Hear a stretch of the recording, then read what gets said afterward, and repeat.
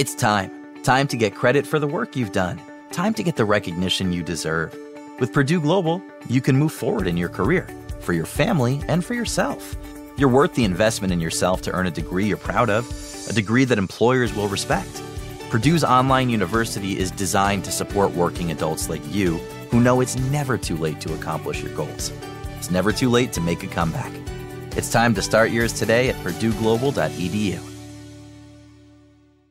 What up? It's Dramos from the Life as a Gringo podcast. We are back with a brand new season. Now, Life as a Gringo speaks to Latinos who are born or raised here in the States. It's about educating and breaking those generational curses that, man, have been holding us back for far too long. I'm here to discuss the topics that are relevant to all of us and to define what it means to live as our true, authentic self. Listen to Life as a Gringo on the iHeartRadio app, Apple Podcast, or wherever you get your podcasts.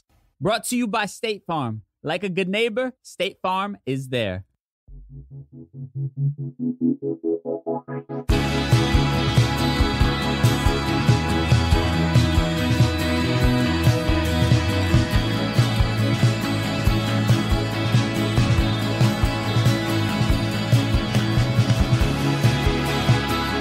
You're listening to 100 Words or Less with Ray Harkins.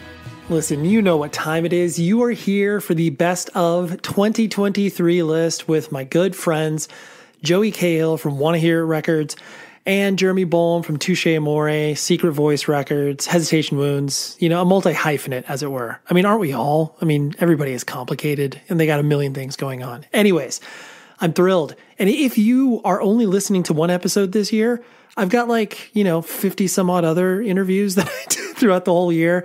And I get a lot of fun stuff. So, don't just dip in once a year. How about you just keep checking this thing out maybe once every other week or something. That way you can catch up on interviews with people who you may have missed, because that's what I love about this thing. All the conversations are evergreen. You're never late to the party. Just come in and hang out and leave as you please. Just make sure you're not bothering anybody as you're leaving. Anyways, let's dive in, because it's, of course, a long episode, as these usually are.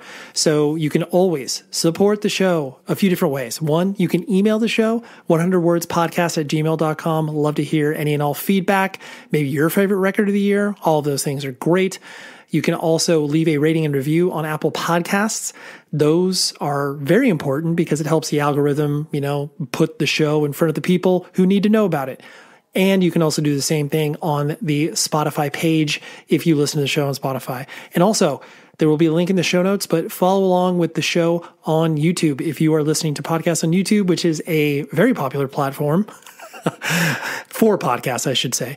You can subscribe, and that way you can, listen to it at work when you're blocked from some weirdo firewall on your phone or whatever. Anyways, that's what people have told me before, so I'm just passing that information along. So link in the show notes for that. Anyways, let's go. Let's talk about the best records of 2023.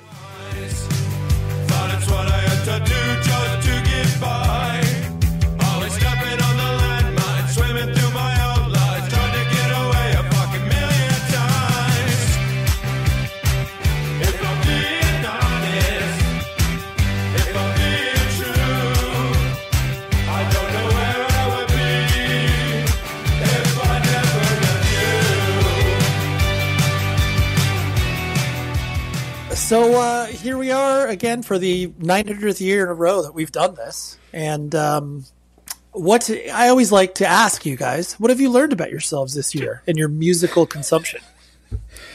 That you don't like music anymore? Is that a problem? I've learned that I sit and listen to music all day long at the store, that when I leave the store, I don't want to listen to music ever. So I don't. But then you also just play Christmas songs on repeat for 8 hours, right? Just 6.5. Just one song. Okay. It's a good day. What song? It's the most wonderful time of the year by Andy Williams. Okay. Doug and I listened to it for 6.5 hours straight. It's great. It started as this bit. It started as a bit, and then it became a power of will of who would be the first to break. Not I. Not I. It would be harder if it was the Paul McCartney. Oh, no. Time. I mean, this is like a top 3 Christmas song, like easy. Yeah. There was, we would go in and out where all of a sudden it was like, I forgot we were listening to it. And then it was like, oh yeah, this song's great. And then it would just go in it, like, I could just focus it off, and it was great. Good times. Wow. Impressive. I only explained, the first customer that was in the store, I was like, heads up, this is happening. And then Doug was like, you can't do that. And so I stopped telling people about it. That's really funny. That's really funny. So you only listen to music at the record store. Okay. Yes. And Jeremy, do you only listen to music at home on your record player, or do you listen to music on tour? It's so funny. Once again, I get called out every time I do the Spotify Wrapped, because it's like when I see other people's and like the amount of hours of music that they listen to, and then like compared to mine, it's like you listen to 1,200 minutes of music. You're like, really? Like, interesting. Not a lot compared to people who have like 643,000 hours. Totally. Yeah. I mostly just listen to podcasts on my, Spotify situation. Unless I'm just like kind of quickly checking out something or I'll listen to something for like one time through if it's something new that interests me, but then usually I'm ordering it on vinyl and then I just patiently wait for that to arrive. And that's where I spend my time with it, And I think that's kind of been consistent this whole time. There's one record on my list that I don't have on vinyl yet that's very new that I think is just fantastic that I have listened to specifically only on streaming because that's the only way it was available to me. So, yeah. Right. Same. Yeah. Oh, interesting. I doubt it's going to be the same thing, though. Probably not. Probably not. Yeah. I find myself like I like you. I mean, I'm probably like a 70-30 split, 70% vinyl, 30% like streaming or whatever. And by the way, like I tried just partially because I work for a Amazon owned company, tried Amazon Music this year. Leaves a little something to be desired. not exactly. Ray is fired. Yeah, I know. Good luck in your future endeavors, Ray. I just got to call a spade, got to be honest about that. But it was, I do find myself like at this time of year, if I don't have something on vinyl and I've put it on my top 10 list, I'm like, oh yeah, like for whatever reason, I just didn't pack that up yet. Yeah. So I need to. Yeah. Is there any honorable mentions / shout outs that you want to do separate from the list of like, hey, I really liked what this label was doing. I really liked what this band was doing, or anything that kind of, triggers that when I say that. I am not trying to take over, but should we do that at the end in case there's something that we like, if I shout something out that ends up being on Joey's list or vice versa, you know what I'm saying? No, that's true. Listen, this is a creative and collaborative environment. Yeah. So. I would just hate to shout something out that ends up being your number one. Yeah, you're like, this isn't good enough to make my list. Yeah, this is my number one record. Yeah. But yeah, I think that Joey. So I just saw Joey. Was that last week? Last week. Yes-ish. Yeah. I don't remember. Yeah, yeah. We're recording this in between a tour. That's why I don't sound 100%. But I just saw Joey the other day. And we were both kind of talking, kind of finishing each other's sentences that like, there's a lot of cool music that came out this year, but what's hard for me with making a list is there's a lot of records that I don't really love from start to finish. I think there's a lot of great fucking songs that came out this year. I think I would have a much easier time making a top 10 favorite songs of the year than a top 10 favorite records of the year. And I don't know how common that has been.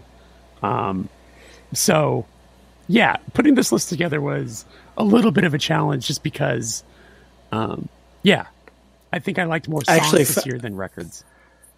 I actually thought this was the first year where, like, I mean, I didn't have necessarily a problem putting together 10 records, but at the same time, there were certain songs that were just completely made the record for me in ways where it's like, oh, yes, like, I like the record as a whole, but this song really cements it on my list because either it's like I just keep going back to that same song. So this is the first time too that there's just certain records where I'm like, oh, I'm going to mention the record and I really like the record, but this is the song on this record. Totally. That makes it.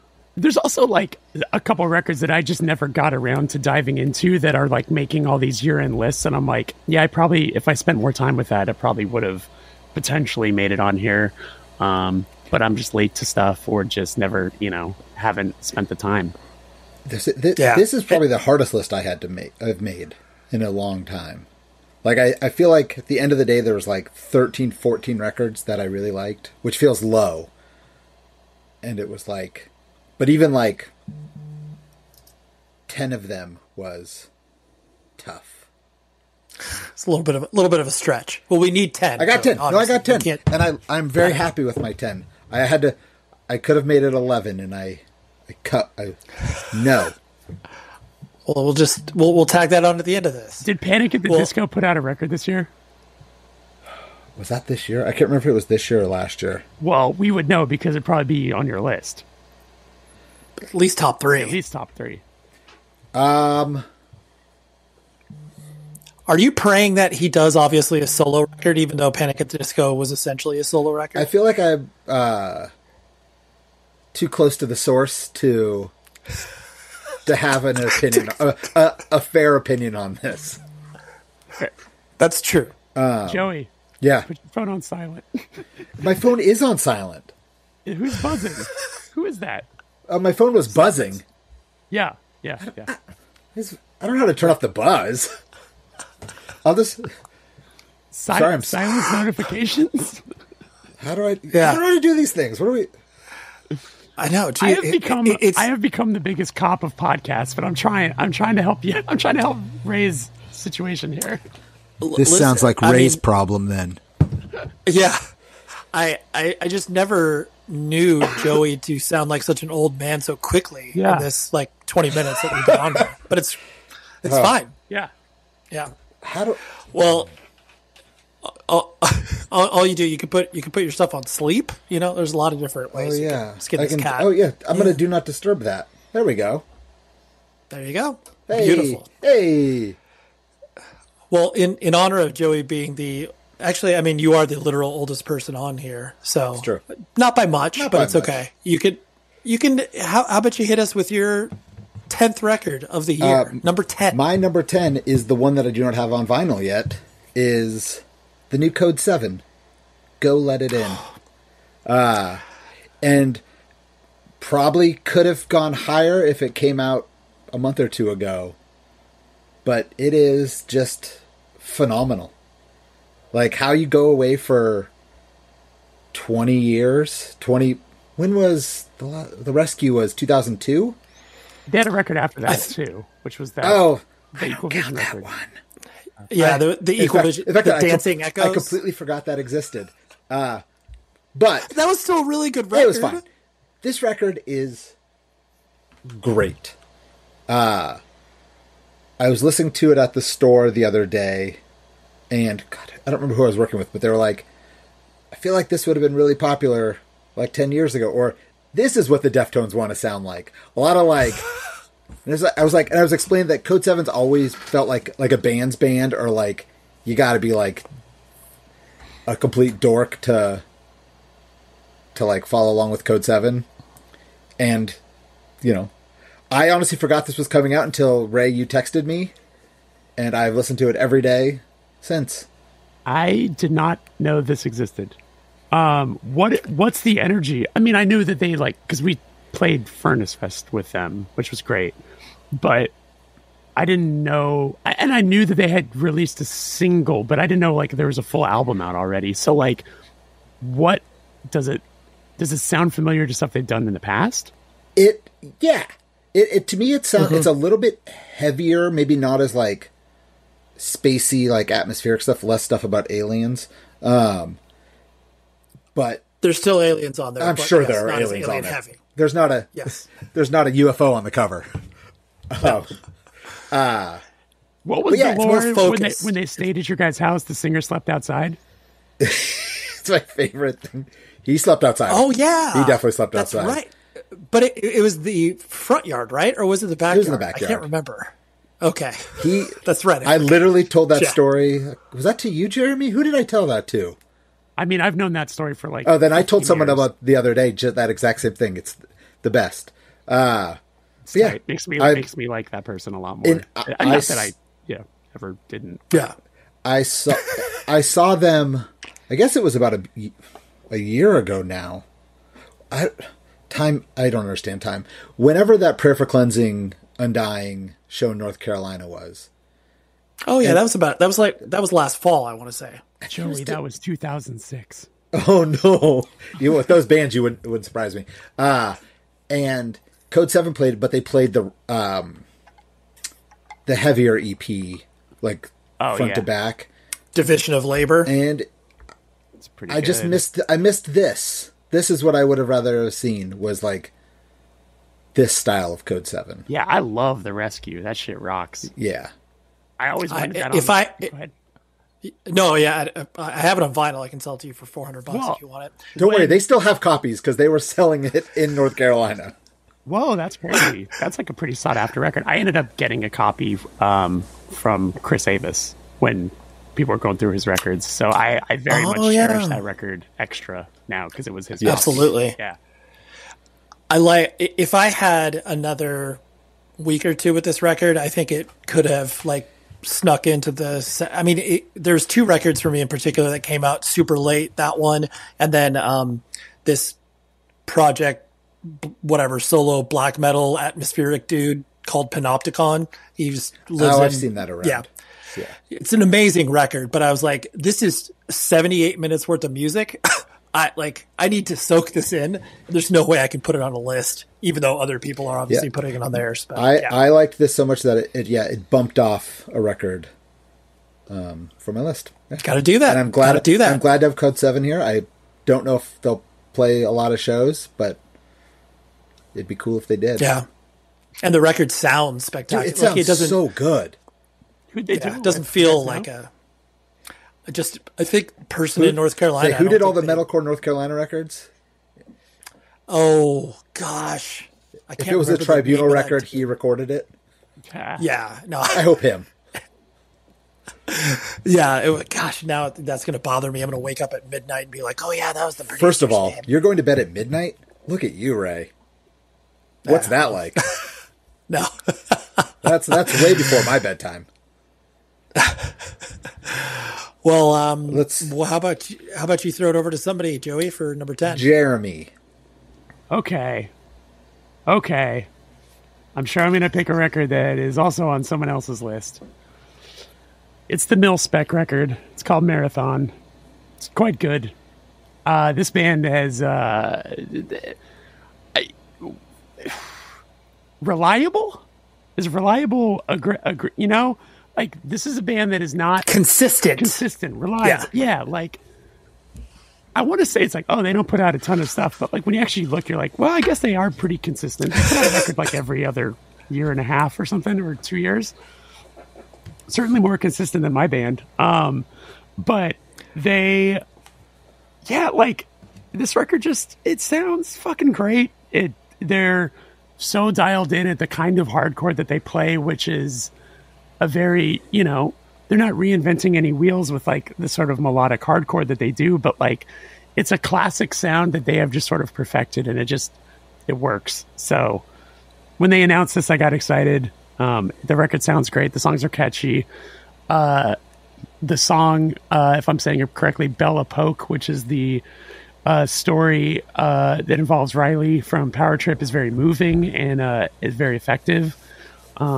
So yeah, I think this record's just fantastic, and it hits all the things that I like about the band. So yeah, I wanted to throw it on the list. So there you go, the Mil-Spec record. Love it. Good record. All right.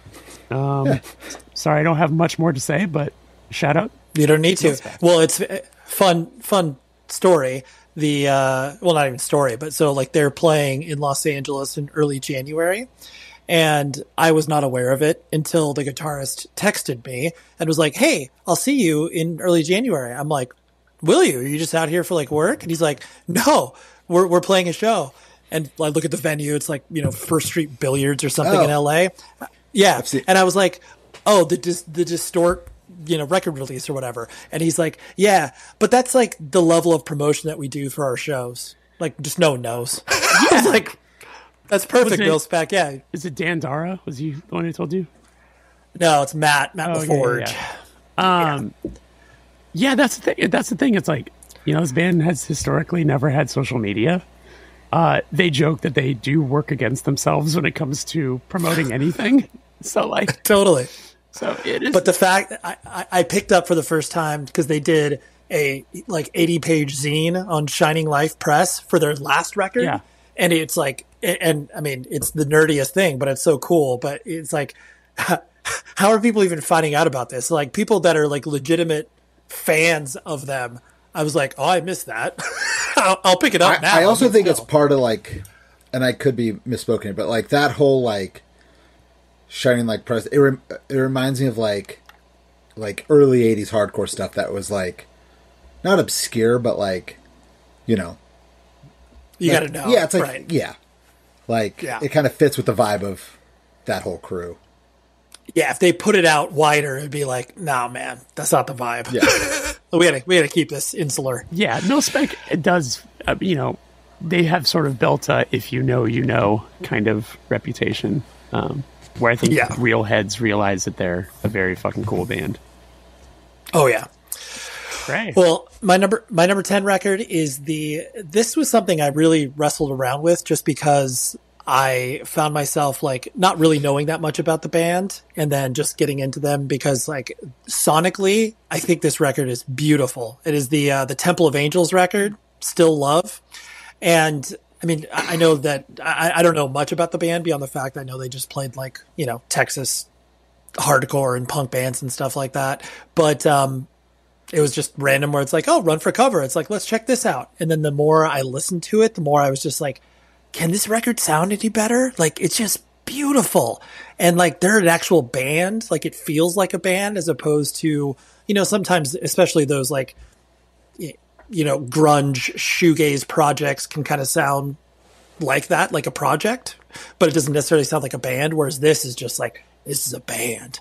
And so, I missed them when I didn't go to Sound and Fury this year, and I know they played that. And so I'm excited to see them at some point. And I just think the record is beautiful. And it's the same singer as Crushed, who just played the Deaf Heaven shows with us.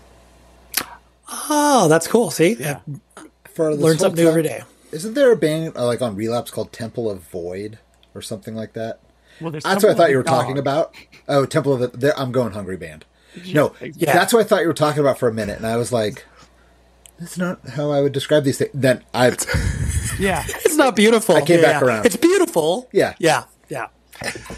And the fact too, like they also, I mean, female led vocals, but then they occasionally have a song or two sung by the guitarist who is male. And it just, it's just a cool, it's not even a back and forth. It's just like literally you're singing this song, which is cool. I like it when a band can deploy more than one vocalist and it sounds like it makes sense. Yeah. Clayton loves this record. I've heard it a few times through him, and it's good. It's certainly good. Yeah. I just kept like every time it maybe faded from my consciousness, something else brought it back where I was just like, oh gosh, this record sounds so good. I have not listened to it. I'm going to write it down. Temple. Yeah. I know we have it. Oh yeah, you absolutely do. All right. You have no choice but to stock Run for Cover records. True. They come in and yell at us if we don't. Exactly. I'll do my number 9 and I'll throw it over to one of you fine people. This one, I absolutely I don't know. It's just, I had a tough time putting this on here because like, this is kind of not even remotely like my own personality. So the Conservative Military Image record, the Casual Violence record, I am not affiliated with any violent behavior. I have never been a part of any crew in any capacity. But this record just makes me feel tough in the way that like, it's like whatever, when you first get into like gangster rap, where you're just like, yeah, this is hard. And then I'm like, but I don't know anything about this lifestyle at all. So, and I don't necessarily like really lean oi in regards to my own musical taste, but this record I just freaking love. And I'm going to see them for the first time in a couple of days. And so I think it's going to be really intimidating and scary for me, but that's fine. But I couldn't not put this record on here because I'm just like, every time it like came on my best of 2023 shuffle, I was just like, gosh, this is just so good. And I'm sorry. That's just how you describe that is similar to how I feel about the band Skinhead. I love the band Skinhead, and I'm just mentally cosplaying someone that I'm not. You know, there's a lot. Absolutely, there's a lot of those bands right now, and they're all kind of good. They're all really good. Yeah. I totally, and that's why it's like, and I know just the idea of like what we're all talking about, just the like, oh my gosh, like, you know, we know, I mean, Joey of this group is like the most aggressive, and I know he's ready to throw down at any point, but we're all, you know, cosplaying as violent individuals. I made a joke about the Skinhead thing because Martine from Terror plays in Skinhead, and I was like, yo, I love this record. Please don't tell the singer because I don't want him to beat me up for liking his band. Totally. You're like, if I get discovered that I like this, like, is this going to be bad? Like the fact that I have a shaved head, but that's just against the fact that I was losing my hair. You know, it's like, I'm not actually trying to be a skinhead. Right. So and just that same idea too, where it's like I said, just going to watch them. Like, I'm glad I'm watching them at the safety of a festival, because legitimately, if it was like a 200 cap room, I'd be like, I don't know if I could go to this. Yeah. It's like, I might be looked at differently. Exactly. Yeah. Well, what's your number 9 there, Joey Cahill? What do you got? My number 9 is Nuevo Testamento Love Lines, which is a record being a complete mark for anything AFI related, I saw Davey post about this record, and I was like, what is this? If Davey likes it, I have to listen, I guess. And so I went and listened to it, and it's just so goddamn fun. It sounds like Madonna.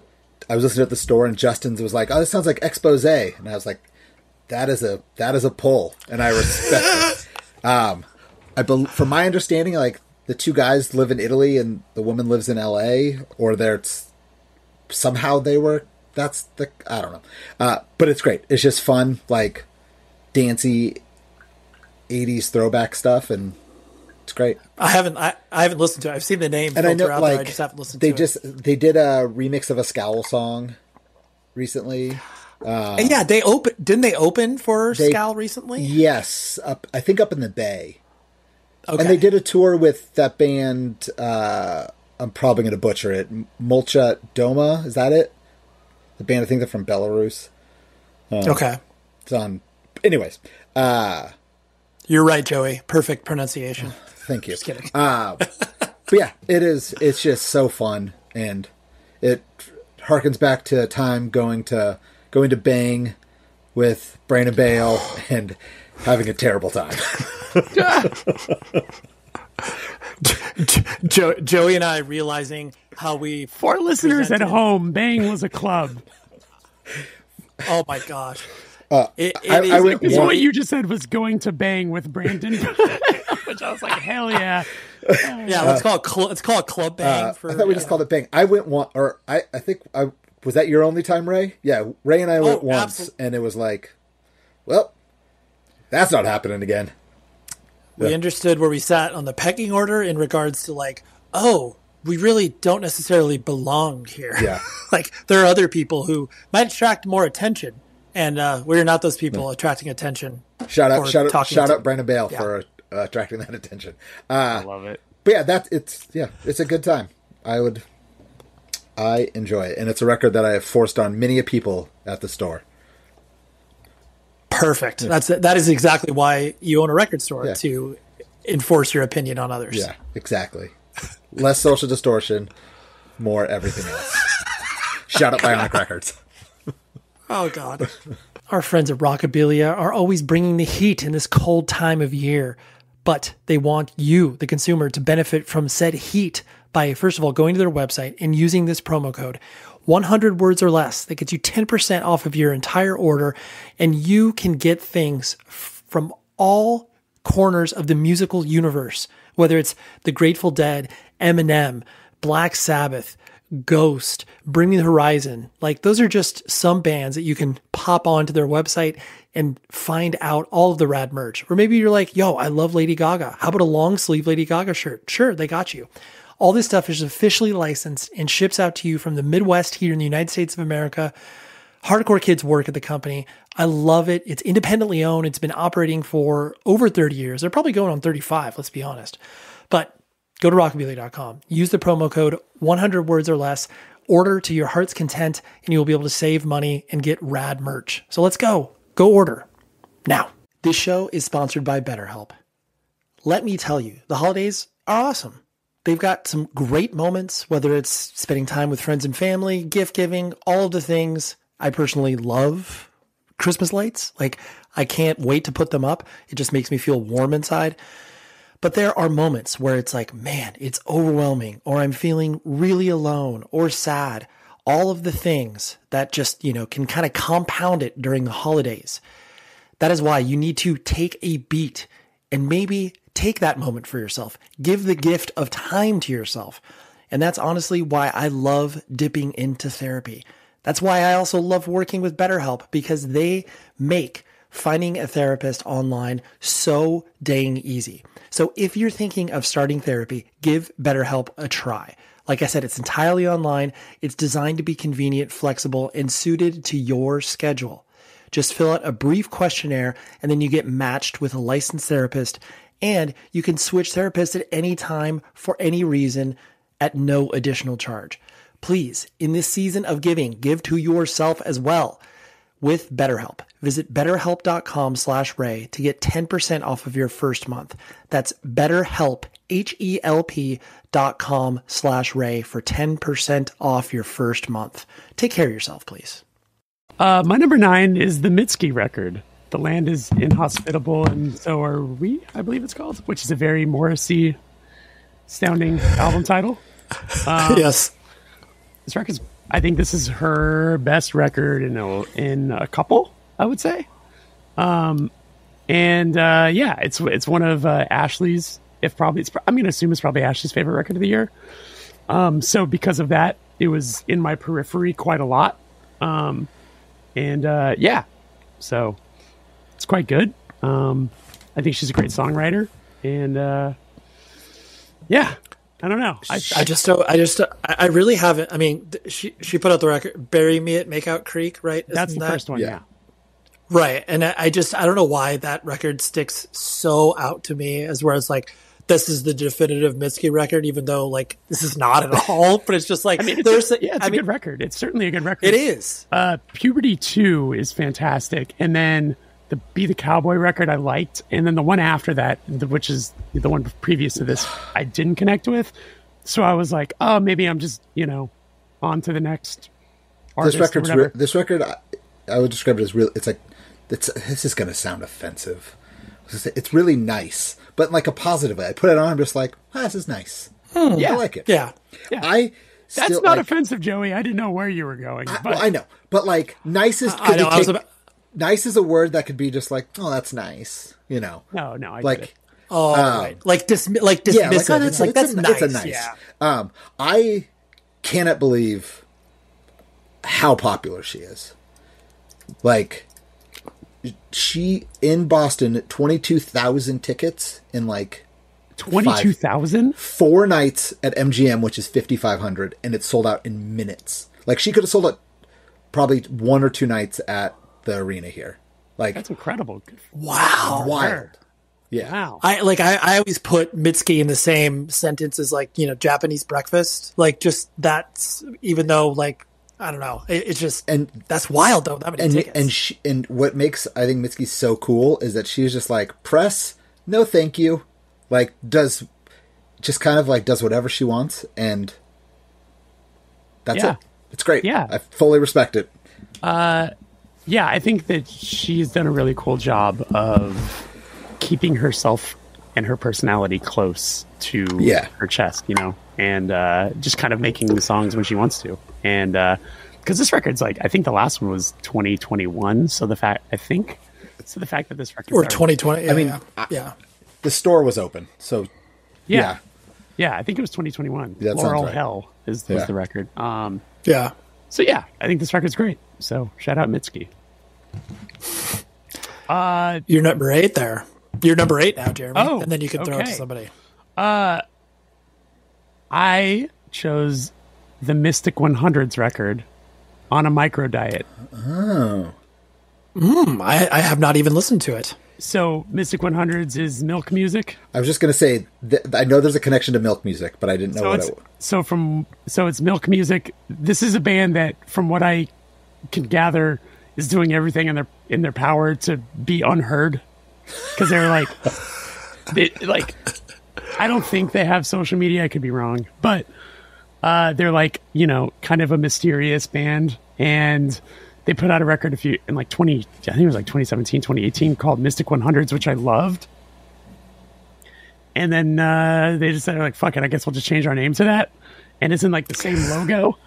And I had kind of forgot that this record came out this year because when I saw it go for pre-order, it was extremely expensive. Like, I think it was like $45 or something. And I was like, maybe I'll wait until I come across that used. And was just in DC.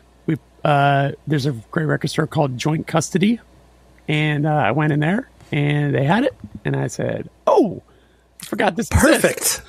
And I bought it, and it has not left my turntable, and it's fucking awesome. It's great background doing stuff music because the songs are very jammy, which normally I would be allergic to. But for this record, I think it works really well. So yeah, it's like, it's psychedelic. It's very, garagey in a lot of ways, but, weird. It's weirdo music. It's certainly antisocial music. So I don't know, but the record's really cool. It has some great songs on it. So yeah, Mystic 100s on a micro diet. You could see that being played in the background of a lot of different movies and or movie trailers, like the Black Angels are/were. Yeah, it's I don't know. I just dig what they do. It's definitely super cool. So yeah. Now am I throwing it to one of you? Ray, what is your number 8? Yes, my number 8 record is a record that I know all of us on this call have enjoyed in some capacity. It is the Spiritual Cramp record, the self-titled Spiritual Cramp record.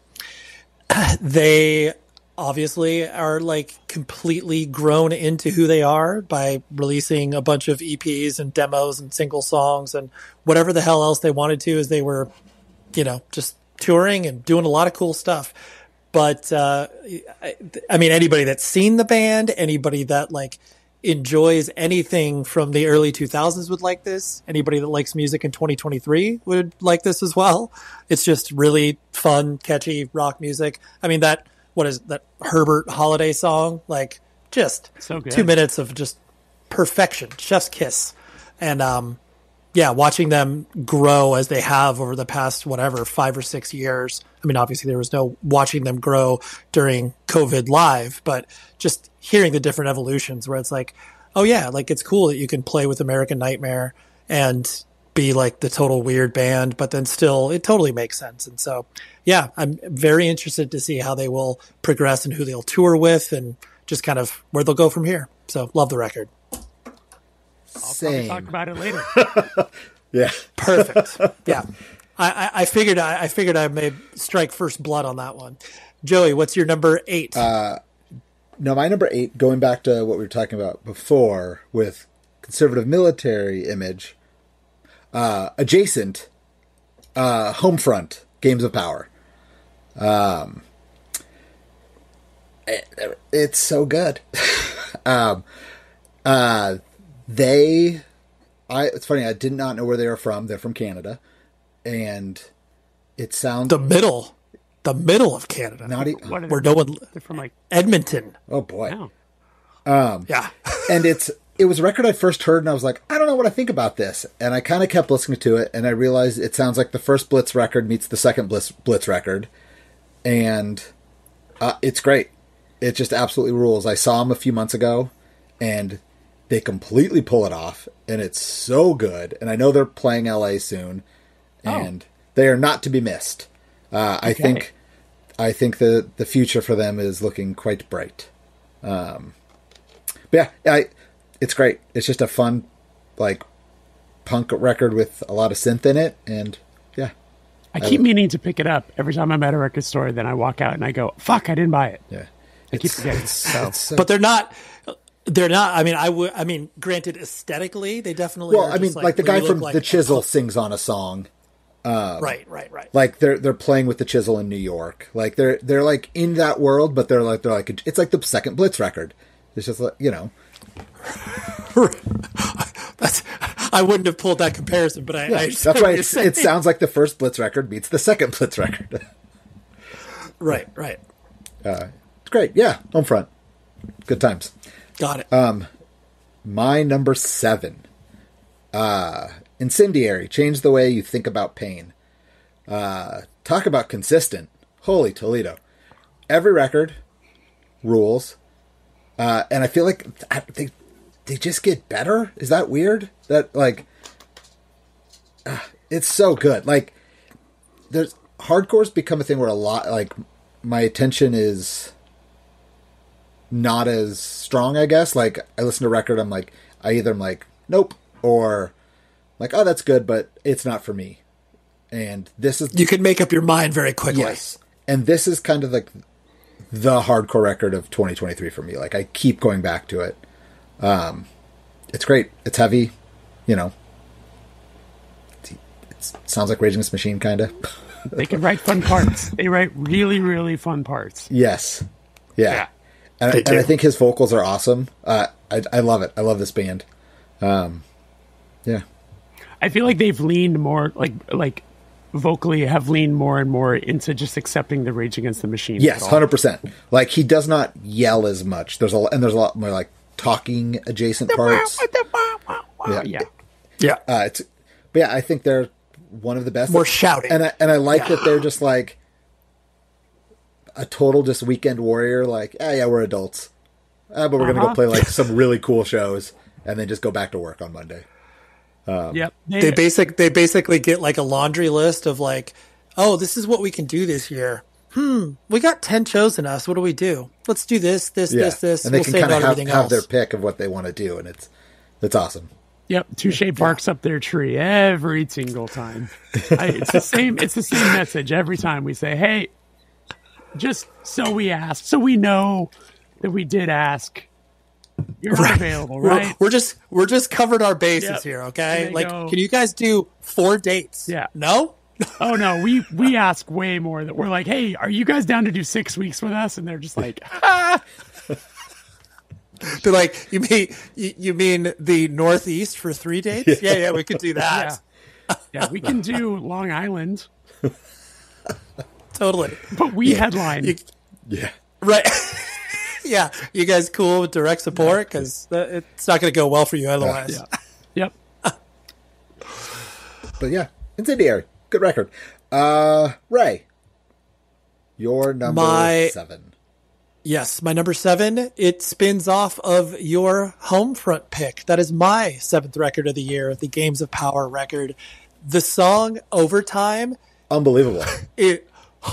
Like, every single time I listen to it, I'm just like, how is this weird ass, like, 77 style punk band mixed with Depeche Mode, like, on the surface should be a experiment that never gets launched into the wild, but it did, and it's awesome. And I cannot wait to see them to, like, especially, I know, like, once they did that, like, Northeast run, and I know they opened for like Alkaline Trio and stuff like that. They've just done so much cool stuff, but like every time they play, whatever, a random venue that like has 200 people in it, it just seems like so much, not only fun, but just like such a wild experience where you're like, oh yeah, this shouldn't make sense on the surface, but it absolutely does, and it rolls. Like the Boston show was with this band Savage Heads, who rip, and they're just like a straight up like punk band, and they just like come in, like, we see them setting up their like all their keyboards, and people lost their minds. Like, it was so fun. Yeah. Yeah, well, I love that record. Everybody should check it out. Even if you might not, if you're like, oh, like a punk Depeche Mode, I don't know, that sounds weird, or like you just have to check it out. It's really, really good. I prefer the Depeche Mode adjacent songs than like the more punk songs. I would agree. Yeah. They should lean more into that. And that's the thing that makes them cool, is because they could really go any direction with that style and still be rooted in all of that. Where they're like, yeah, we're always going to have keyboards. We're not going to lose that. He's like, I didn't realize it's the keyboard player and the singer are like the two guys behind the band. Like, oh yeah, like they're the main. Yeah, everybody else just kind of travels with them. Because I think like the first EP, like the picture might be just the two of them, or I've seen pictures where it's just them. And you see them soon, Ray? Yeah. Just watch the keyboard player. Love it. It's Quentin Tarantino meets Arnold Schwarzenegger. Okay. Yeah, just the best. He rules. Love it. What is your number 7, Jeremy?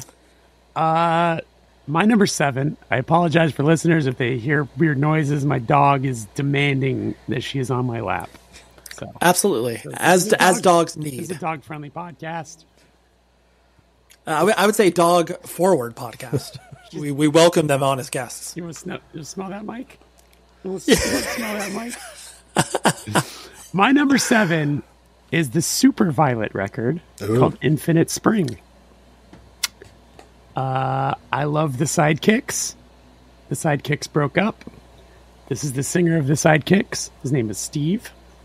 Did this record, and I interviewed him around the time of the release, and I come to find out that some of the songs were maybe gonna be Sidekick songs, and you can kind of feel that. And it's kind of one of the situations where it's like, hey, if I can't get a Sidekicks record and I get this, it'll make do. So, I love his voice. I love his charm. And I think he's a brilliant songwriter. So wanted to give that a shout. Came out on Lamo Records. And so Super Violet, Infinite Spring. Your love of the Sidekicks made me go back and listen to the Sidekicks. Yeah. And realize how good they were, I guess. And like over the past few years. And this record's great. It's really good. It's got some great songs.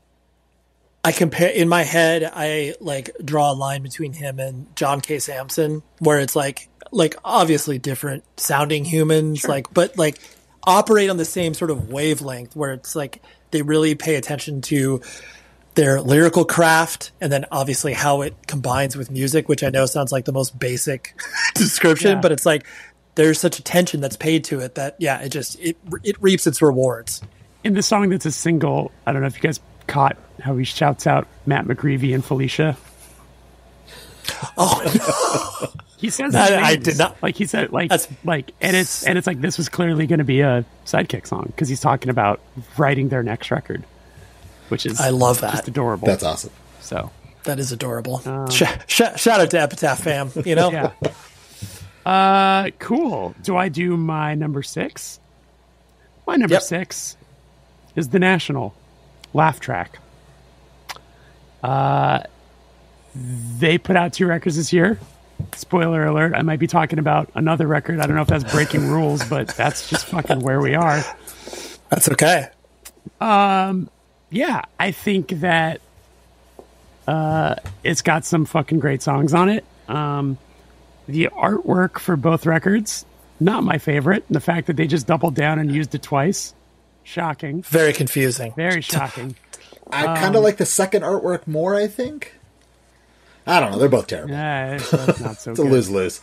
It's a lose-lose situation. But yeah, I think that there's a lot of... I think Joey and you and I were just recently talking about... you were saying you like this one more. I do like this one more. I still lean with the other one a little bit more, but this one has some very, very good songs on it. So yeah, I don't know. I love The National. Is that any surprise? This is a weird year because, spoiler alert, neither have made my list. And if you would have told me The National releasing 2 records and neither would make my list, I would have been shocked. And I do like both. Like, they're good, but I don't know. Joey, I'm with you. Spoiler alert as well. No national records made my top 10. And I was legitimately, I mean, there's many reasons I was looking forward to this conversation, but one of them was to be like, where's the national landing for us in 2023? And like, I like the records, but it definitely is just like, it didn't resonate with me as much as I wanted it to. Even to the 40-year-old bald white guy to throw both of them on my list. It reminds me back to the year that Manchester did Hope and Cope, when it's like, I like both, but if they were to combine it, I probably would have loved it. You know, like, and like with this, like I think we talked about, Jeremy, like if they took the best songs from both of these records, it 100% would have made my list. Totally. Yeah. Because there are great songs. I will. I mean, I should save it. I'll save this comment for when I talk about the next one. But in comparison to you guys not having them on the list, I mean, there's a Belle and Sebastian record that came out this year that I am allergic to. It's not good at all. It is such a heartbreaking. I agree. I was like, I listened to it like legitimately 3 times all the way through to be like, I know at one point this is going to grab me, and I'm like, damn it! Like nothing does anything. It breaks my heart that it's the first Belle and Sebastian record ever that I don't even own. I was like, I'm not even going to buy it, like, because it's just going to sit on my shelf and not get any play. And I mean, even the one before it had a couple songs that they became kind of, I hate to say it, but kind of like a Weezer, where it's like you can expect 2 good songs at this point. Their singles that they always put out, I feel like, are always great. Yeah, and then you listen to the record and it's like, you're like, is this Hash Pipe? Is this the one that I weird though is the soundtrack that they put out a couple years ago. So good, is unbelievably good. And I mean, is it? What? But it does have some re-recorded songs on it, right? Yeah, it has 2 re-recorded songs, but like only even 2? Aside from that, dude, that record's so good. It's really good. It's amazing. Yeah, and it just makes you say, why couldn't you just do this? What happened? Do you need to? Yeah, do you need to work with other source material, like to kind of work around? Like, is this what you're going to do now? Because that's just do that. Yeah, just put out another soundtrack. Totally. Yeah. So yeah, it's look. I think what it comes down to is we cannot expect everybody to have at some point, your favorite artists are going to start making stuff that you don't quite connect with, but you can always cherish what came before. It's true. Yep. Music is a gift that keeps on giving. Or they can just be like Rilo Kiley and break up and just be flawless. Yeah. There you go. Yeah. Like Moneymaker, right, Jeremy? No comment. All right, Joey, what is your number 7? Number 6. 6. I'm sorry. It's okay. My number 6 is a band called RVG, and the record is called Brainworms. I had never heard of this band. I still do not know a lot about this band. I was listening to the new Alex Leahy, which is good, but didn't make my list. And it ended, and it just does like, Spotify radio or whatever. And it played this band. And I believe the song is called Midnight Sun. Yes, Midnight Sun comes up on the radio, and I was like, what in the hell is this? They're from Australia. My list would not be a list if it did not have a band from Australia that will never play the States, and I'll never know anything about them. Yep. This was... Doug, who works at the store, says the music sounds like the Smiths. I don't listen to the Smiths enough to know if that's real. But it's like jangly kind of indie rock stuff. I posted a while ago, because the singer has such a distinct voice, but it reminds me of something. And so I posted on Instagram, listen to this band and tell me who the singer sounds like. And I got like 10 different answers. So... Are any of them the same? A couple. The most common one was Laura Jane Grace. And I can kind of hear that. It's not as like rough, but but it's, I don't know. It's and I keep going back to it, and it honestly pushed the Alex Leahy record off the list. And yeah, and it's shockingly, I think they do really well in the UK and well in Australia, and will never come to the States, and I'll never see them. But this record like blew me away, and you know, I like all the records on my list, and I listen to them a lot, but this is the one I tend to go back to the most. Yeah, it's really good. Thanks, Spotify. Yeah. Looks like the algorithm just hit you. They were like, hit you hard. Female vocals from Australia, Joey, this is for you. Let's shove it down his windpipe. Yeah. He can't take enough of this. And yeah. RVG. They have a bunch of other records, like 2 other records that are good, but who put it out? I don't know. Great label. Question. Perfect. Why do that? A record label. Why do that research, Ray? No. I think actually the label is called Fire, and it has American distribution because I ordered it. Okay. But I still don't think they'll ever play here. But I hope they do. All right. I like that you're just so pessimistic about your dreams just never happening. Because DMAs, who are like the greatest Australian band, and you know, play like O2 Arena or like one of the smaller, like in the UK, and headline festivals in Australia, played here, and it went so bad that they canceled half the shows.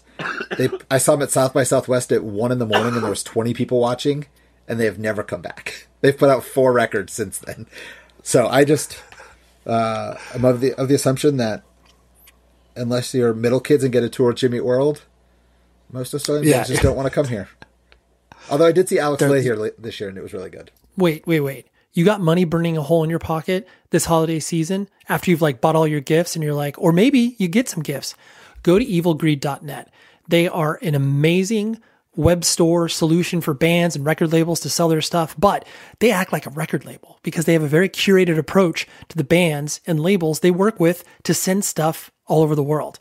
But here is the kicker. They want you to save money by using this promo code 100 words. Gets you 10% off of your entire order. And if you go there now, you're going to find amazing merch from bands like No Pressure, Holder, Brutus, Gulch, High Vis, Nails. The list could go on, but like I said, they have a very specific point of view.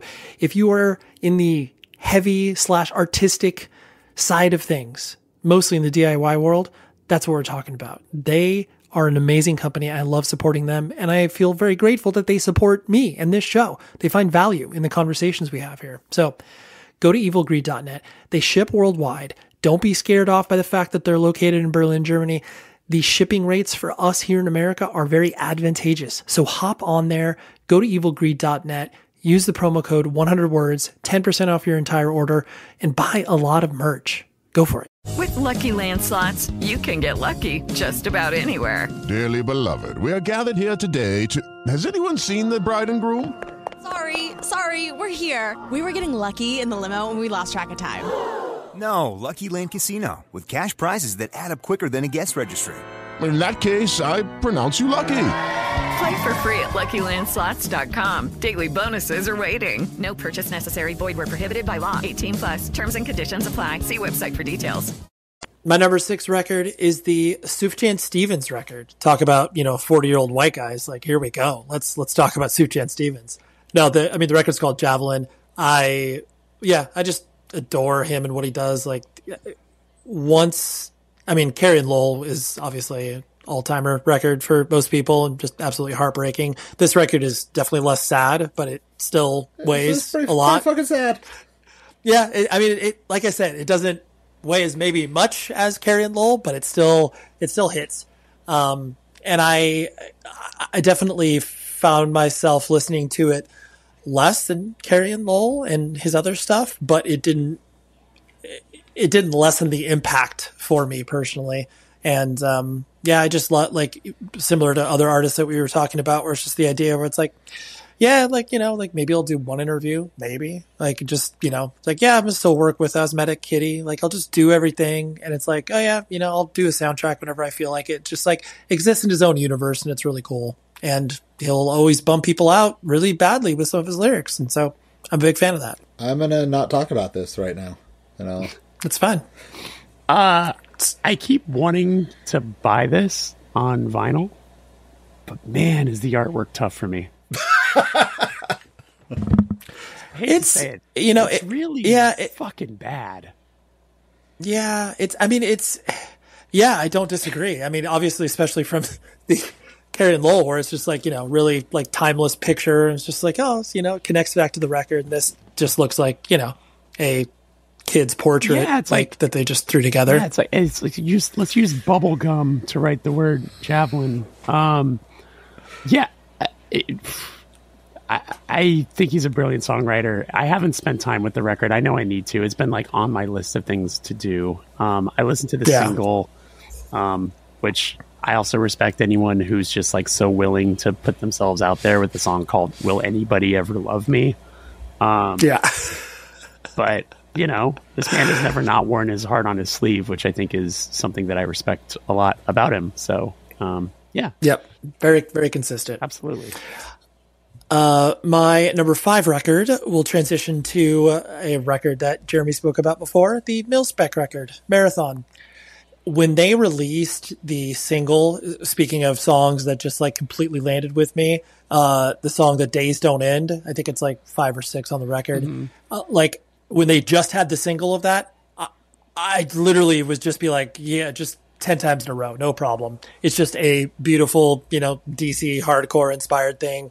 I love this band so much. And I've only seen them once when they played with, I think you and I were both at the show when they played with Military Gun in LA at the Echoplex, I want to say, or Echo.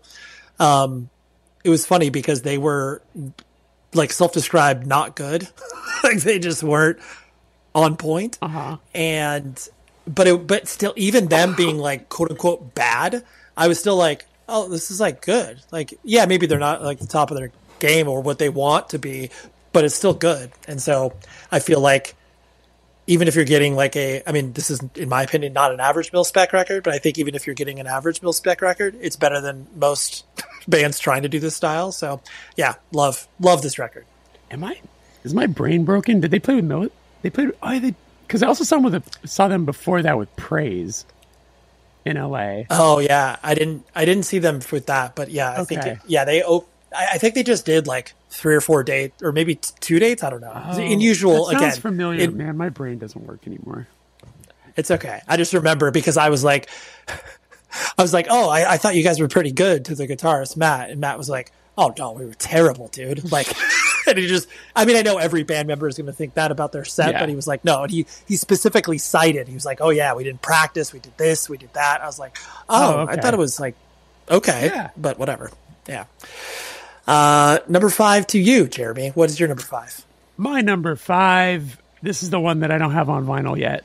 Just came out, but it's fucking great, which is the Full of Hell Nothing record. Dude, love it. It's really fucking so good. I applaud Full of Hell for continuing to do these collab records. I think they're an incredibly interesting band. And I think that they do a great job of being able to gel with whoever they collab with to where their identity still peeks through no matter who they're working with. And I think this, above any of their other collabs, is just a perfect representation of like what both bands do so well. So yeah, I think it's hyper aggressive, but also hyper beautiful. So good work to both bands and not to interrupt your train of thought, but the antithesis of the Sufjan Stevens art, like you look at this record cover and you're just like, it's beautiful. Really, it's like clean. Yeah. Just gorgeous. Easy. Yeah. It's fucking good. Did you order it? Has your copy come? My copy has not arrived. I got the shipping notification that it came because I ordered it from Rough Trade, and they're I was about to on the drive to do this podcast. I was like, do I need to check my email that I did in fact order this? Like, I hope I didn't think I ordered it and I didn't, and it just hasn't arrived yet. The store hasn't got our copies yet either, so it's okay. I have never heard Full of Hell, and I have not heard this. I think you would like them, it's Joey. They're abrasive. It's extremely at this point, abrasive. They're a band. I look at their catalog and I'm like, nope, too much. They don't even have that. I mean, too much work. They have a lot of collab stuff, but like when it comes to like their specific records, there's only a few. There's a handful. There's like 3. But I just see the name and I'm like, they have too much stuff. Trumpeting Ecstasy, which has the best album cover. Is that the one with the metal. nun? Yes. So Mark McCoy. Yes. Yeah. That artist he's great. done the majority of their stuff, but like the Trumpeting Ecstasy record fucking rips. And the album cover is the best album cover. I'll listen to that one. Yeah. It's fucking so good. So definitely a record, Joey, that you play to get people out of your store. Oh yeah. Just good. Yeah. Perfect in the night music where it's like, this person's lingering too long looking at the Olivia Rodrigo record. It's like when the punks would come to Bionic right before closing, I just put on Mineral and turn it up really loud. Absolutely. Here we go. Never Let's bum fails. you out. Yeah, I was the Circle of Dead Children EP at Backside. Willowtip's finest. Yep. Word. So am I? So my number 5. Yeah. My number 5 is Jason Isbell in the 400 unit Weather Vanes. Dude, this record was on my rotation. Didn't make my list. It's so good. And I've been a fan of his for a while. Like the Nashville Sound was kind of the first one that I was like, oh, this is country I do like. But it like he kind of is in the same boat as like, the Sturgill Simpsons and Casey Musgraves, where they're like, yeah, we're country, but like, don't be a shithead. If you're a shithead, don't listen to my music. And I love that about him, that people will be like, how dare you have a song about like guns? And he's like, okay, don't come to my shows or listen to me. I don't care. It's like, and I respect that about it. But this record is great. It's sad. It's fun. Like you kind of go through all the emotions while listening to it.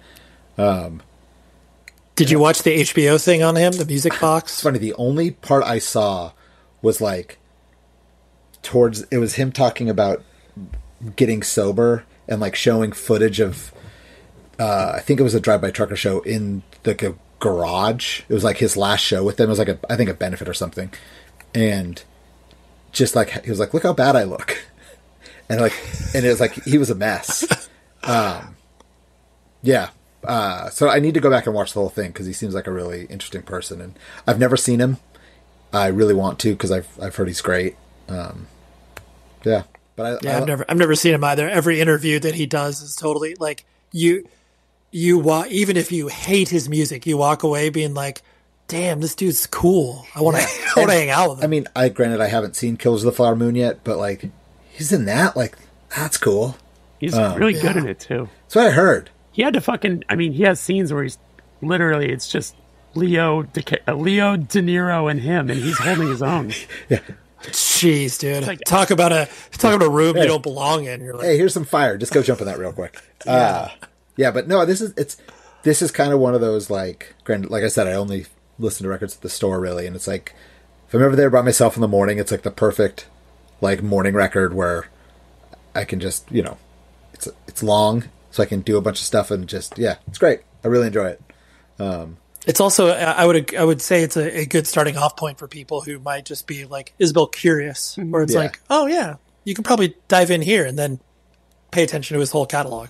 Because it's funny, it's like it's pretty country, but it's also like not at the same time. It's like that doesn't make any sense, but it's not. Yeah, it's. I mean, obviously Lucero and them would have made perfect sense together touring in 2007 around that much Lonesome West or whatever. Totally. Great record. My number 4. We're on number 4. Yeah. You got it. Spiritual Cramp, which has been discussed, but it's just so fun. It's so freaking good. Kind of to your point with like the American Nightmare show, I saw him about a month ago with Blacklisted and Unbroken in Philadelphia, and there was like they just were, they commanded the room and to a bunch of hardcore kids, and I feel like when a band that's the weird band on the show can do that to hardcore kids, like they're doing something right. I'm excited to see where they go. I think that Military Gun tour's pretty perfect for them. But I feel like they can do, like, they're one of those bands that can tour with anyone. Yeah, I don't know what else to say. It's already been said, and I feel like we'll hear about it in a minute at some point. You might hear about it again. But yeah, Spiritual Cramp, good times. Jeremy. My number 4 is The National. The first 2 pages of the Frankenstein. Is it the first 2 pages or the last 2 pages? I think it's first 2. I think it's first 2. Yeah. I think side A is fucking so good on this record. The only song on this record that I really don't like is and this is not me trying to be that guy, is the Taylor Swift song. Taylor Swift song, yeah. Yeah. For me, it's the vocal harmony that she chooses to use, which to me sounds very Christmassy. It sounds like it's like very kind of Christmas carol-y to me. But aside from that, I think the record is great. I love, New Order t-shirt is so good. These 2 records came out. I'm happy these 2 records exist because Matt has historically been one of my favorite vocalists, one of my favorite writers. So at a time when we're writing a new record, it's like nice to have this as something to throw on to be like, I don't know, influenced by or excited to hear new words from him to sort of inspire me to want to write, because he's someone that I always go back to search for inspiration. So I do like this record a lot. And it actually took me, I went and saw them in Santa Barbara off this record. And no, it was at the Greek. I'm getting the shows mixed up. Santa Barbara was Postal Service. Yeah, I saw them at the Greek on this record, and hearing the last song off this album live really, really did it for me, where I was like, okay, this song is like an actual beautiful, beautiful piece of work. So yeah, there you go. I've now had an opportunity to talk about 2 national records. Well, I also feel like they're with the last few records, live is where those songs translate the best, I think. Like, Sleep Well Beast to me is still like, I listen to it recorded and I'm just like, it's fine. And then you hear those songs live and it's like, oh, these are great. Totally. And I have not seen them off of these yet. No, I didn't see them. I haven't seen them at all. Or they haven't played Boston? Or I'm sure they have. Whatever. I'm sure they have. Yeah. They did a festival that I didn't go to. But so I would be excited to see these songs live.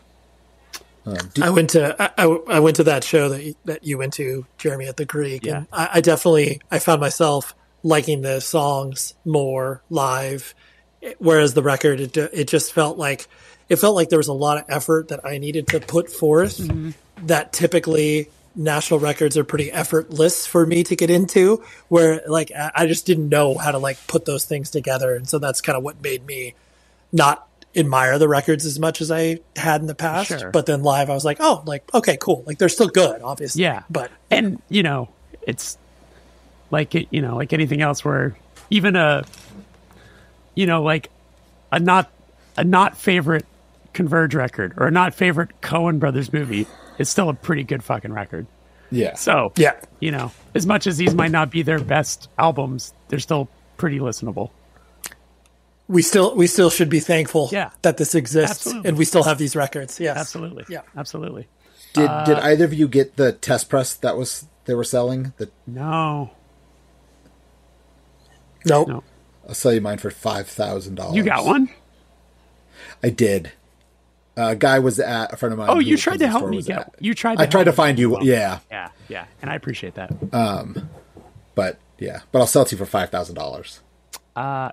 That's pretty good. Maybe Jared, let's split it, and then we could share custody. Deal. I'll counter with 6,000.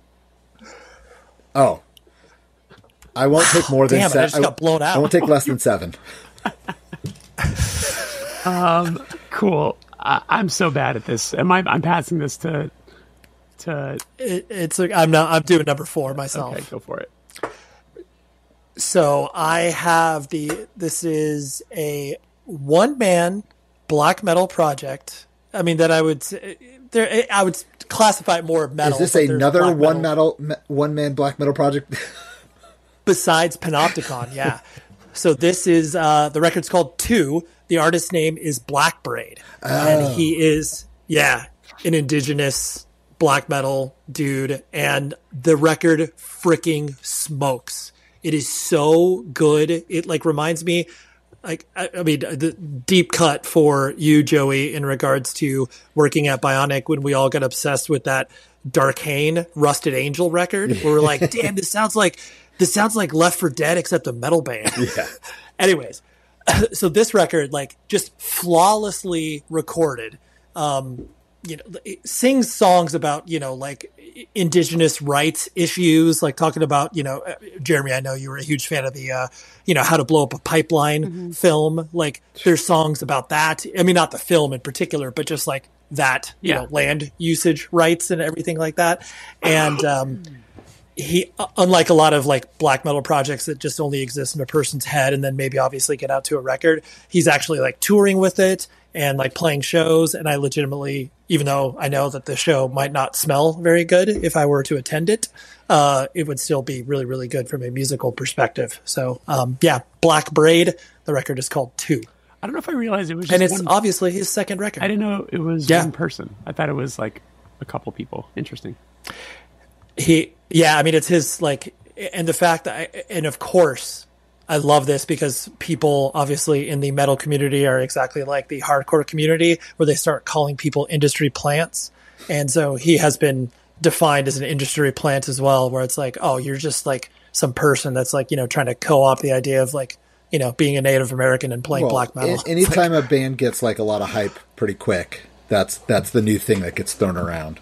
My favorite thing is just the idea of a black metal industry plant where it's just what are you going to do? Industry's going to spend a lot of money to sell 15,000 records.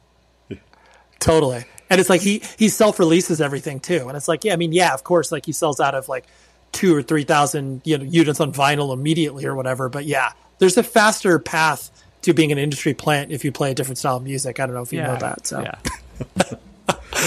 Black Braid, huge on TikTok. Hey, if you don't have a hit on TikTok, what's the point? What's the point, right? Are you being serious that it's huge on TikTok? No, really? I'm making a joke. I can't imagine that's. I was going to say. I was yeah. I was like, well, damn. I mean, stranger things have happened. True. Obviously, we see songs where it's oh yeah, yeah. So, anyways, I was like, wow, you're breaking news on here. Yeah. I will do my number 3 record now. This record surprised me at how long it stuck around for me, where I just continue to revisit it, and it fills the hum-shaped hole in my heart where, of course, I would like another hum record every year, but we're not going to get that.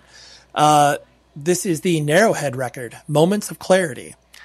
And I loved it. I just loved it. And came out in January or February, kept listening to it.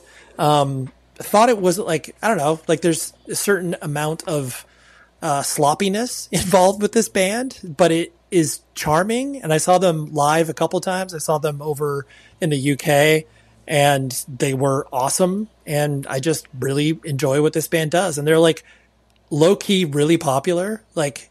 People like them and talk about them, but I definitely don't think as many people speak highly about them in the way where it's just oh dude, they can sell 300 tickets in most major markets or whatever. So anyways, the Narrowhead record blew me away and I love it.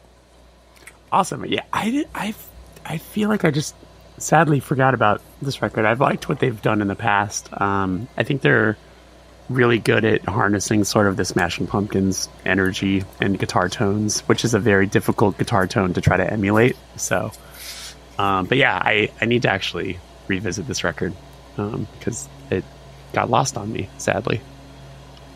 Yeah. No, because it came out earlier in the year. Yeah. So. And I have not heard it.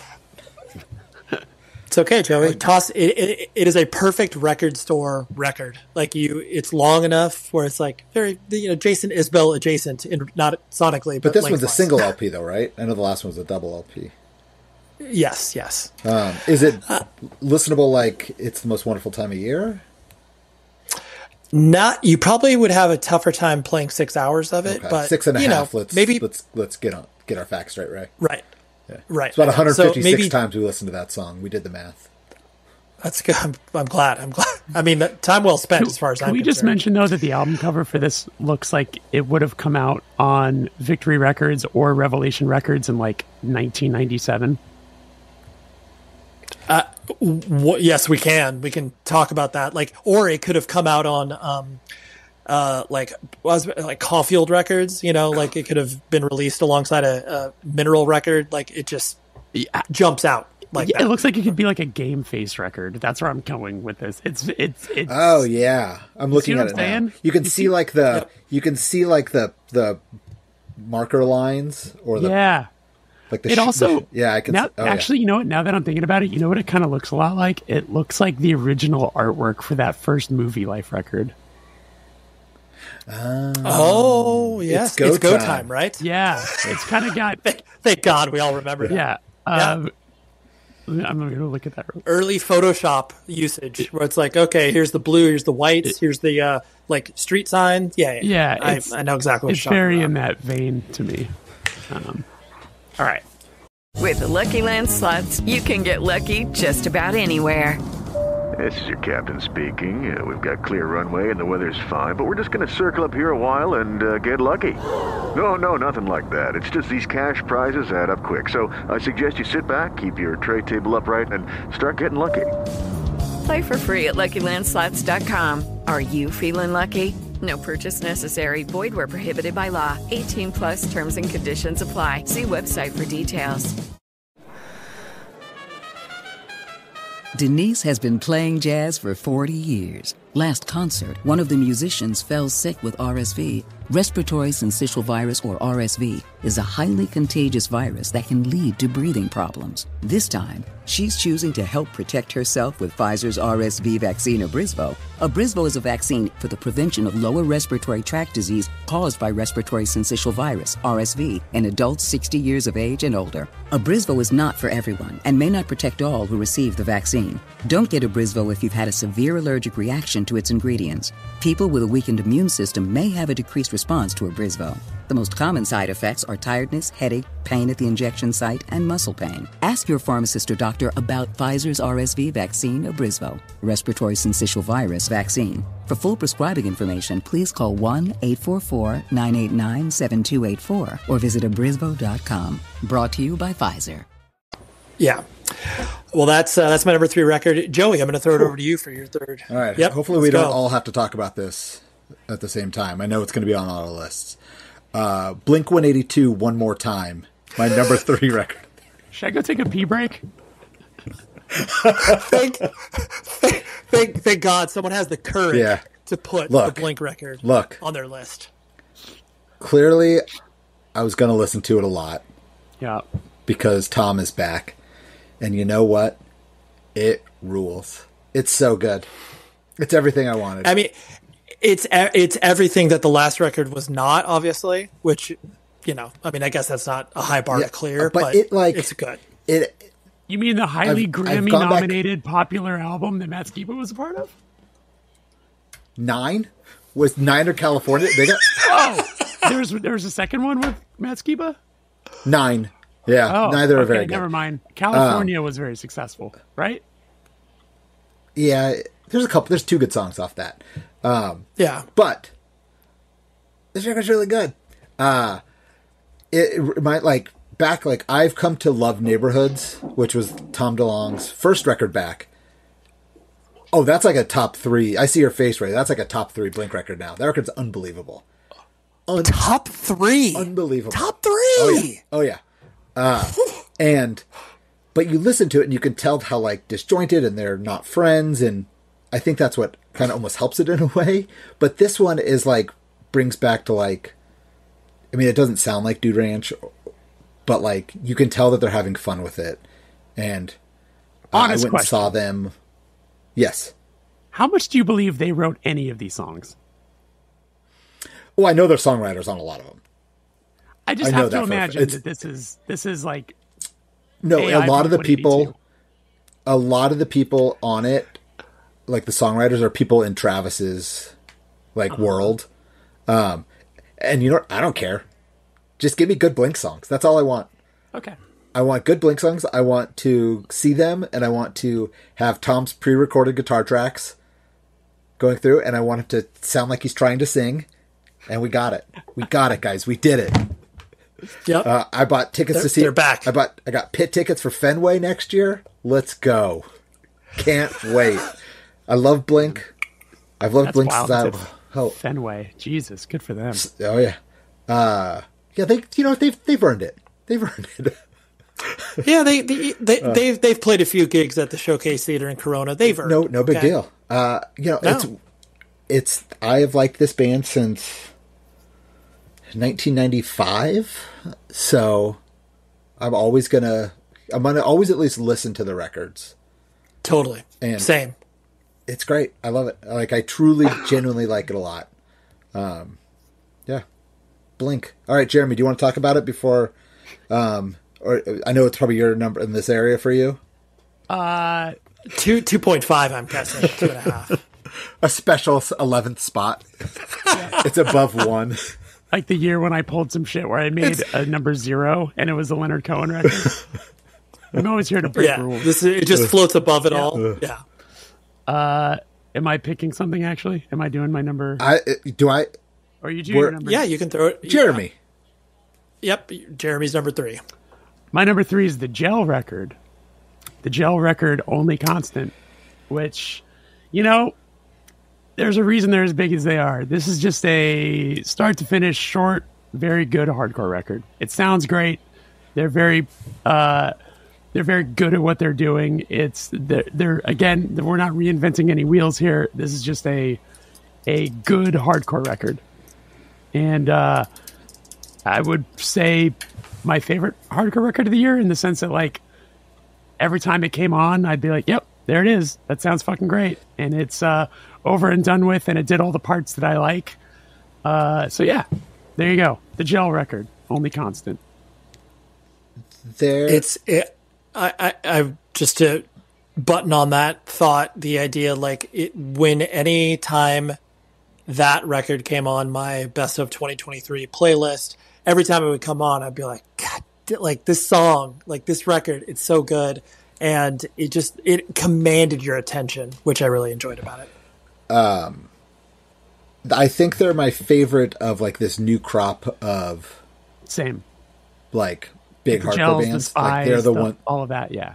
Yeah. They're the one that jumps out at me as like, oh, I want to see what this band does next the most. I saw today they just got, let's say they just got announced direct as on the Code Orange tour. Right. Yep. I hadn't seen them live, and I saw them play at Genghis Cohen, the, like, restaurant here, which they have a back room, which is, I would think, legally cap 35. It's extremely small. And I was like, well, this is going to be violent. So, like, just did the thing to stand in the back, stood up on a couch and was like, and it was just fucking crazy. Like, the whole place went nuts. And they're really just good at what they do. And they're very proficient players, and they have great tones. It's just like, it doesn't seem like a sloppy hardcore band that is just having a minute. It's like a band that is very dialed in, that knows how to make good hardcore songs. So yeah, there you go. Very focused. I agree. Yeah. Did you guys all do your number 3? Yep. Your number 2, buddy. Okay. My number 2. My number 2 is the Black Country New Road Live at Bush Hall record. Oh. Do you guys have any thoughts on this band? I don't understand it.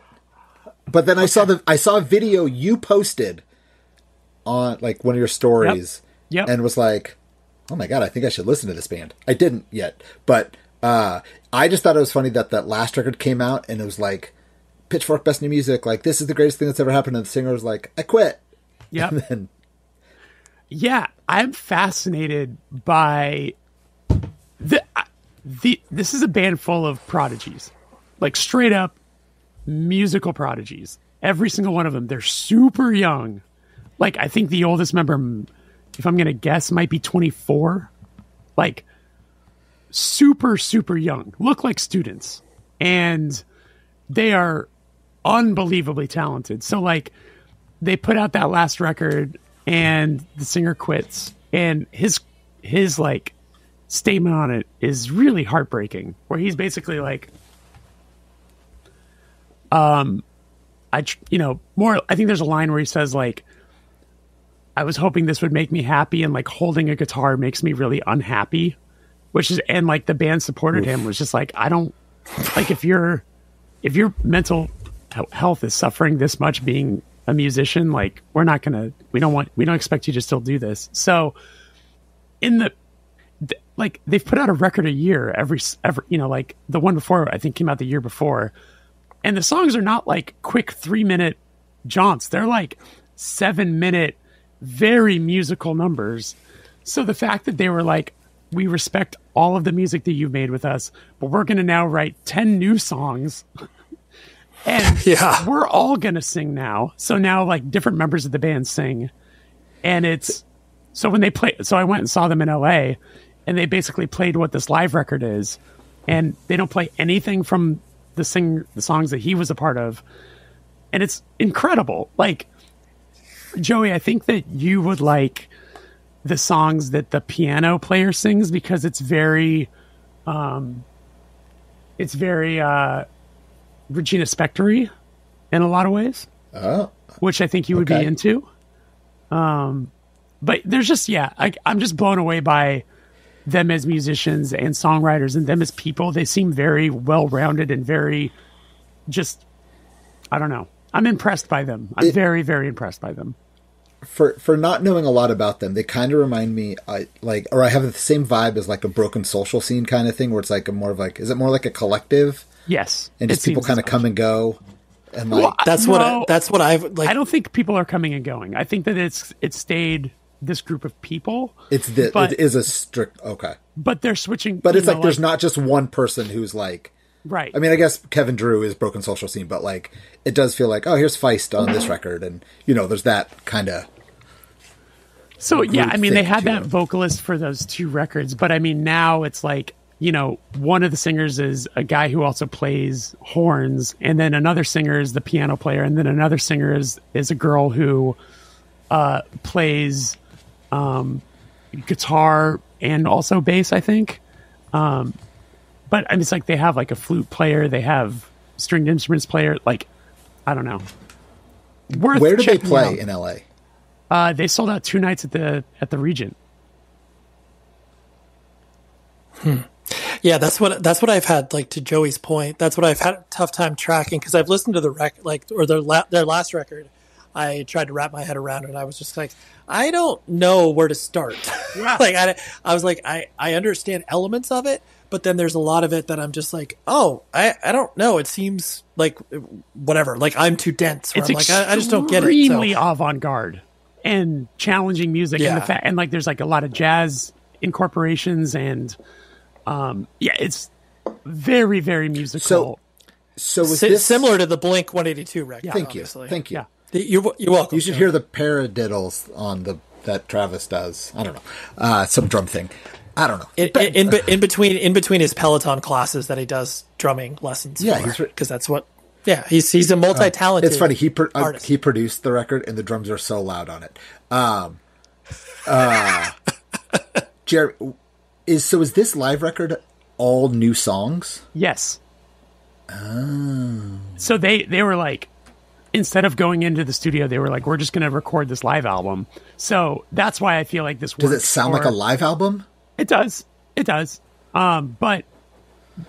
But you can hear all of everything you need to hear, So I went and saw them at the Regent. They played literally what this live album is, like the same song order, everything. Yeah.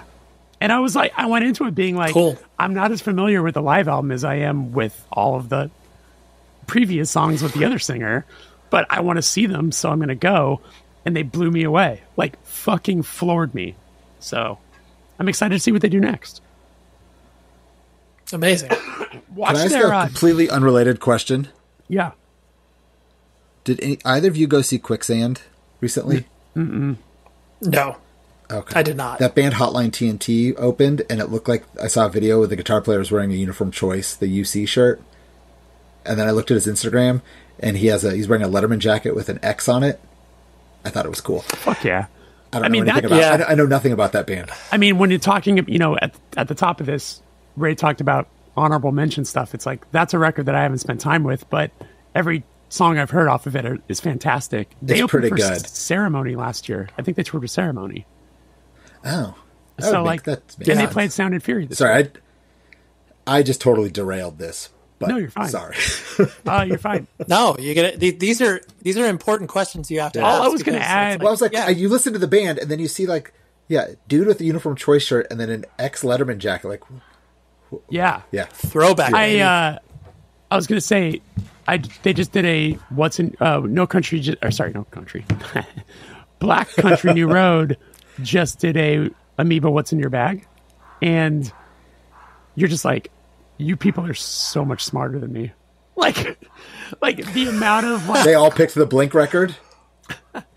I think there was only one member who picked stuff that I had ever even heard of.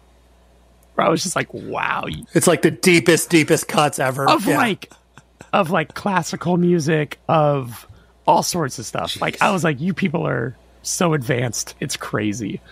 Yeah, I don't know. I'm excited to see what they do next. Now you guys do your number 2, right? So I'll throw it to Joey. What's your number 2? I'm such a mark for these things. Paramore, This Is Why.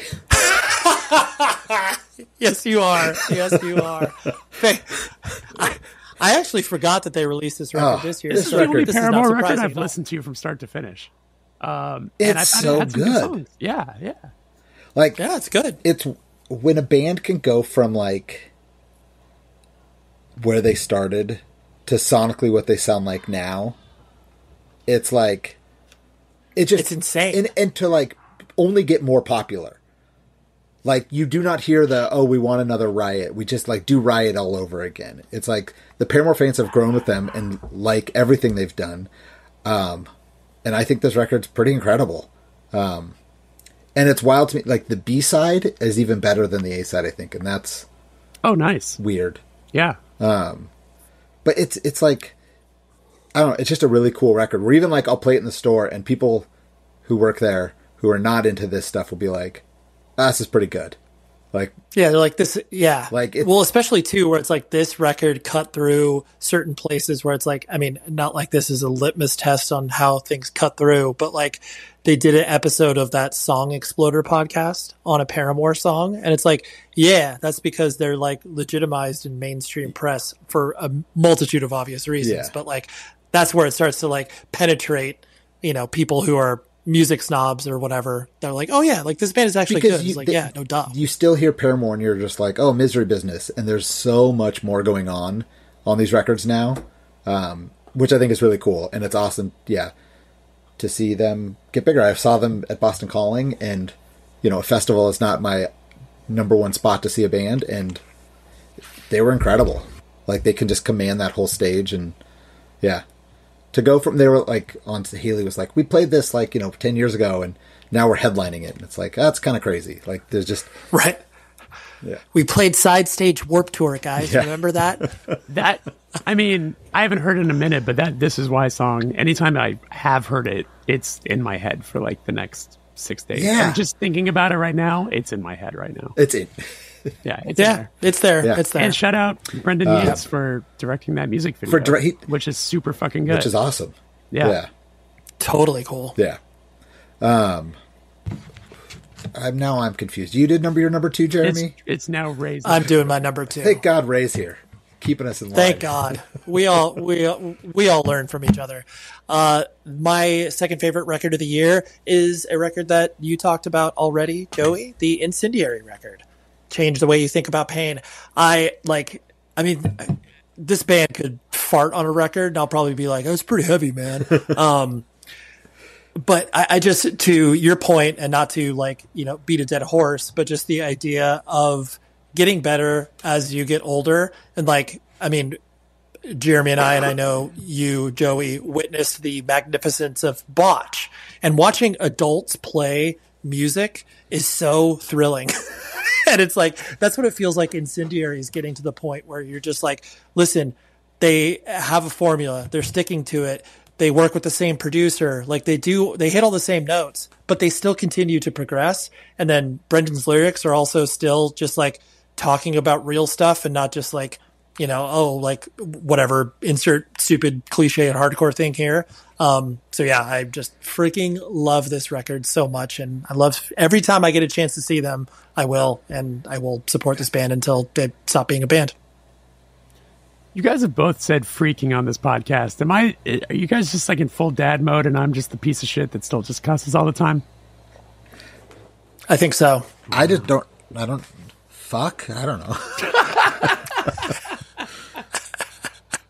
Joey has to sully his reputation. Yeah. No, yeah. All right. I don't know why. I think I heard Ray said I just feel bad right now.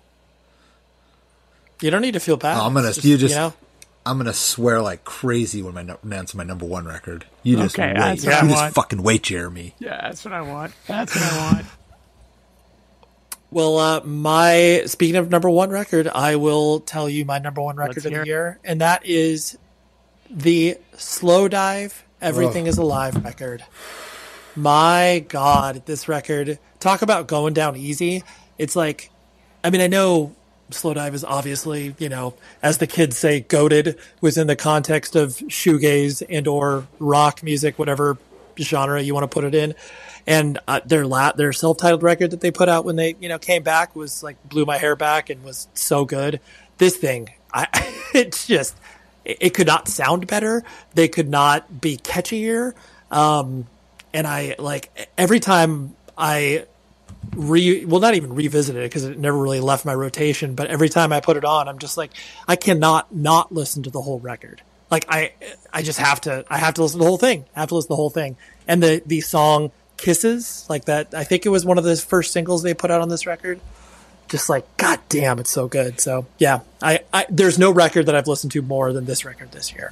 This is a record I'm now realizing is not on my list, and I'm not happy about it.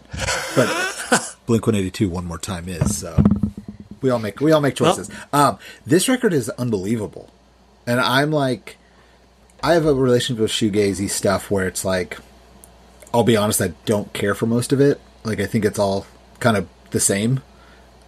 And Slow Dive is a band where, like, they have a lot of stuff, and some of it just, it's not that I don't like it. It's just like, it's fine. It's not for me.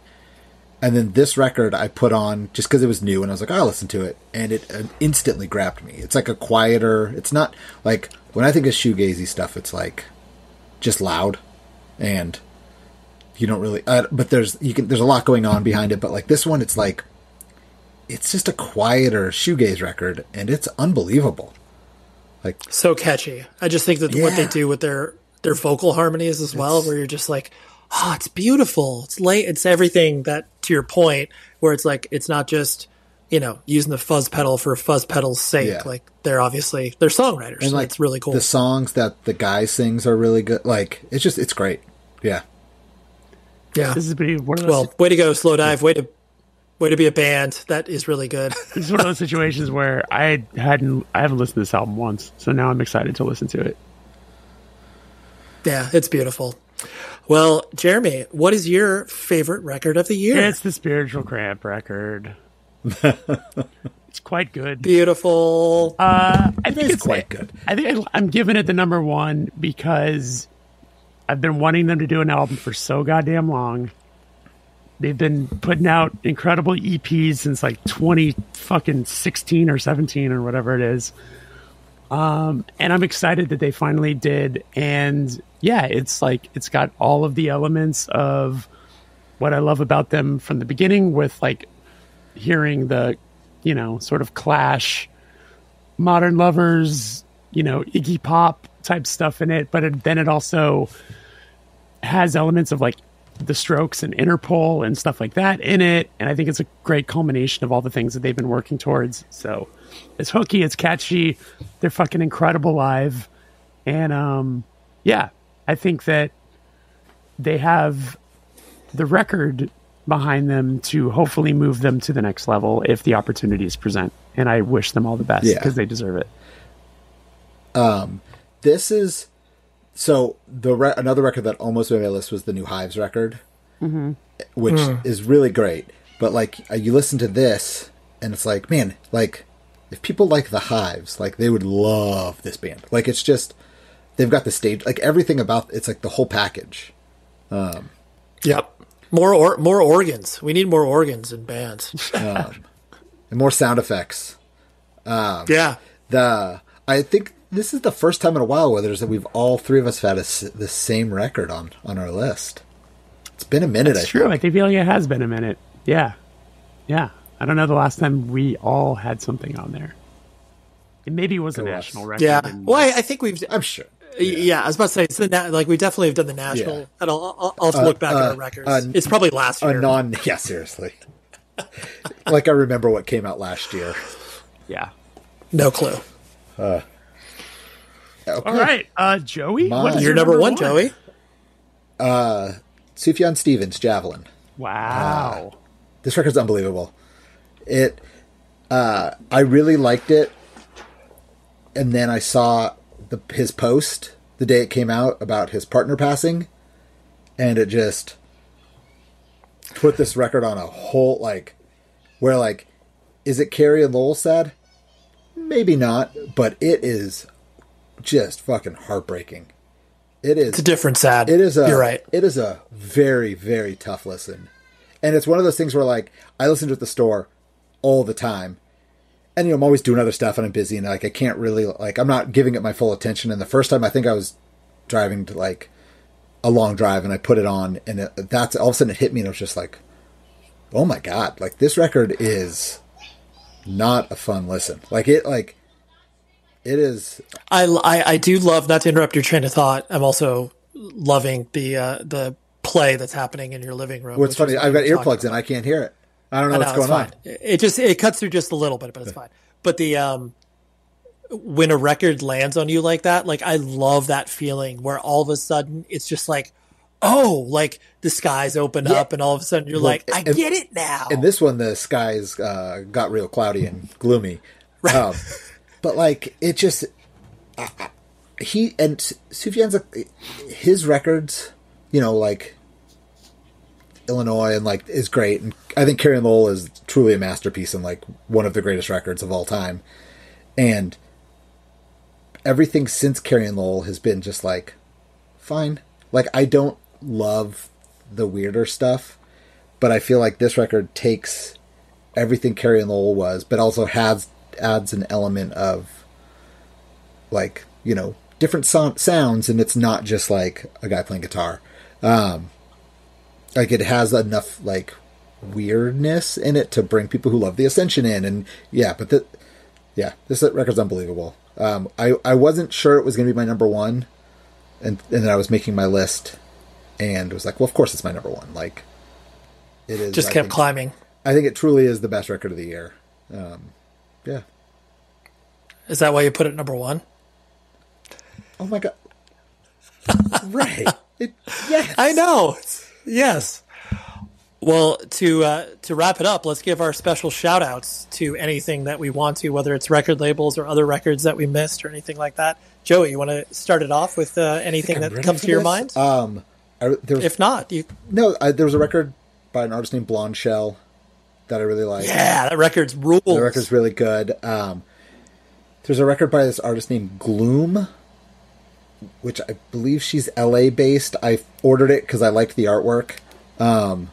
And it has a lot of I don't know. She's a former child actor, and the movie is set up the movie. Oh my God, the record is set up like a movie where there's 3 different acts.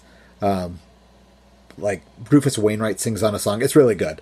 Oh, cool. The new Fall Out Boy's great. I feel like end on a classic Joey. That's perfect. Yeah.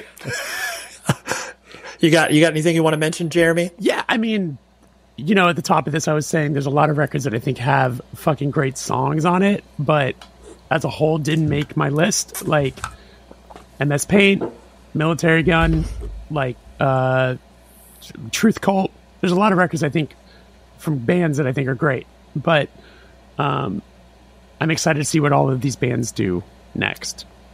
To, because they're obviously got their craft going. I'm excited to see what they continue to do. I think like Convulse is doing a lot of great, cool stuff. Like they obviously have their ear to the ground and are, putting out a lot of interesting stuff. And also I think it's a great time for screamo music because there's a lot of young bands that are doing incredibly sick stuff that I'm excited about. So, and all of the old bands are coming back. I put out a comp called Balladeers Redefined that has 31 bands that are really fucking sick. So all of those bands are continuing to do really cool stuff. So I'm excited to see what all of them do next very year. Cool. What about you, Ray? That's awesome. Yeah, I love that Judiciary record. Talk about like cool metal hardcore bands. Honestly, your podcast introduced me to Petey. I was never familiar with Petey in any capacity. Yeah. And that record's awesome. Really good. I was super impressed. Yeah. He's very funny on the internet. On the Screamo tip. Yeah, I never was familiar with them. On that Screamo tip, that new Jerome's Dream record has no business being as good as it was, but it was so good. I also absolutely obsessed with the label Sunday Drive Records out of San Antonio. Freaking, like almost every single record he put out this year, and I'm not like being hyperbolic, I've like loved. Where there's like, a band called Fever Child who's basically just like ripping off Mineral and like doing the same artwork and like everything else. I'm like, oh, this is gorgeous. And so, yeah, love what he's doing. And then there's a random band called Phantom Bay that's from, I think, Belgium or maybe Germany, but they put out a 5 or 6 song EP that is like, yeah, dude, that record smokes. Love that band. Or it's the EP, I should say. I just did a year-end thing about songs with Norman from Texas Is the Reason, Norman. And he loves that band. And he chose a song off of that EP. So that was my first time hearing them. So good. Also, I want to shout out fucking Open City and Painted Black. Both records that I think are fucking awesome too. Great hardcore records. Yes. The world blessed us with a bunch of Yemen. That's great. Yeah. Like a month apart. So yeah. I know. There was some good stuff this year. Good stuff. Absolutely. Yeah. Well, gentlemen, we've accomplished it as usual. Under 2 hours. Tight 2 hour timeline. Yeah, we're really getting this thing on. We cooked through this. I know we are. Yeah. We did. Well, it's always a pleasure, and I love you both dearly, and I am glad that we get to age as people that like music together. Always a pleasure. Wow, you made it to the end. You are what they call a super fan or a completist. But anyways, next week I'll just be dropping a short episode where I will be talking about records and stuff that I enjoyed throughout the entire year. So just a nice little 20-30 minute hit for you to listen to as you're maybe trying to like escape the holidays in some capacity. But anyways, happy holidays, happy new year, all of those platitudes that people say. I genuinely appreciate you checking out the show. And if you're still listening, like, I love you even more. So next week, a mini episode, and then back in full force in 2024. Let's go. And be safe, everybody. Have you heard about Vyvgart, F-Gart Tegamod Alpha F-Cab? Ask your neurologist if Vyvgart could be right for you and learn more at Vyvgart.com/learn. That's VYVGART.com/learn. Brought to you by argenx. The Volvo Holiday Safely Sales Event is the perfect time to feel the magic of the holidays. Get ready for the season with the Volvo XC90. Our most luxurious SUV, it's designed to turn heads. Make every mile a pleasure with 7 comfortable seats and stay connected to loved ones with Google built in. Bring home the Volvo XC90 and save with an allowance of $2,000. Contact your local retailer to learn more or visit volvocars.com/US. See offer details, terms and conditions apply. Google is a trademark of Google LLC. Hey, hair enthusiasts. Ready for the holidays must-have beauty tool? The Knot Doctor Dryer Brush by Conair is not just a dryer brush. It's complete with all the fancy features that you know and love from the salon. From custom heat settings that won't damage your hair, a refreshing cool burst to lock in your style, and gentle bristle tips that detangle with ease. This is your new blowout BFF. This holiday season, give yourself or someone else the gift of flawless hair. Shop the Knot Doctor by Conair for damage-free styling. Happy shopping and happy holidays.